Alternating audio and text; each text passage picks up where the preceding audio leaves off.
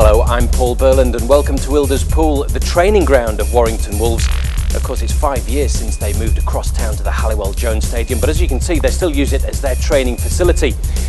Now, William Hill, the RFL's official bookmaker, have made the Wolves 10-1 to win Super League this year.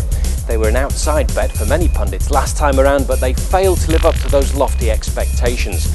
They did manage a top 6 finish though, but you'd have to go back to 2005 for their highest ever Super League position of 4th. Now, the man who's at the helm, he has been since May last year, is James Lowes. He knows all about what it means to be a Super League winner. He won the competition 3 times as a player with Bradford Bulls.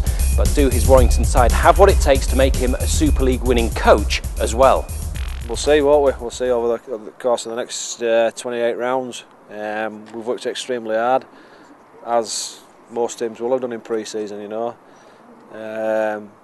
But we've set ourselves some quite high goals, high standards for the season. And you know, the main thing we want to do is challenge, you know, the big clubs, the successful clubs over Super League, and we all know they are over the last 13 years of Super League. So you know, we want to be challenging in and around there. You know, we want to be competing week in, week out, and be pushing at the end of the year these, you know, the successful clubs. It's kind of been said every season, hasn't it? You've got the players to do it.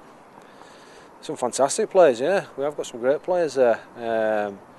But you know, on paper, it's irrelevant, isn't it? Really, it's what you do on the field week in, week out, and you've got to be a bit more ruthless, particularly at home with our games. So, but you know, I can't control what's happened in the past. I can only control now and this Super League season coming up, and you know, everybody's, like I say, has worked extremely hard to give us that opportunity to you know, hopefully offer a little bit of success to the Warrington club. I think it's very good. We promise a great deal every year, and quite rightly so, because the squads have been particularly strong the last couple of years, and we've really failed to deliver. But this year, I do believe we've signed some real quality players in Mick, Higham and Gaz Carvel, and we've kept the nucleus of the squad from last year. So I think all going well, if we get some good training under our belts and things start to click, we can really start competing for trophies this year. Leeds and Salford are in Florida at the moment, and it's absolutely freezing in Warrington. Where would you rather be? Warrington. That's tough out in the elements, but no, we normally go to Lanzarote for a training camp, warm weather, but this year Jimmy's decided to keep us here, and I think toughens up mentally with the cold British weather. But it's been good. We went to Lillishire. It was good fun, and we got some good training done. So yeah. I'm really enjoying it. It's been good. I've just done roughly a month or so, and a great set of lads. The coaching staff's good, and I'm really enjoying it and loving the weather as well.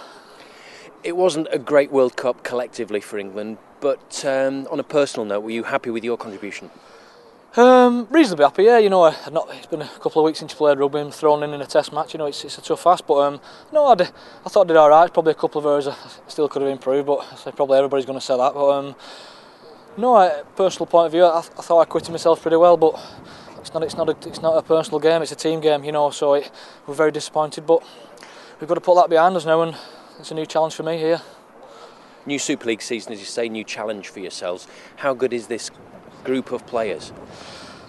I think, you know, you write this team down on paper, and a lot of people's tip it. You know, last couple of seasons, a lot of people's tipped them to win something. You know, and I think in house they've probably backed themselves too as well. I think by their own standards they've underperformed is the word I'm looking for. Yeah, so you know, I think they've had their fair crop of injuries as well, so that doesn't help. But there's no excuses now. I don't think, you know, they've been training tough. Everybody's back in full squad, so there's no excuses. And I think probably a good thing for us is just go about our business quietly and be confident what we can do. We're very proud that we gained A-class status in the licensing. We've still got areas of improvement as well, and we want to make sure that we maintain our A-class status, but also top of the class in all categories. And I think it's important for the development of the game.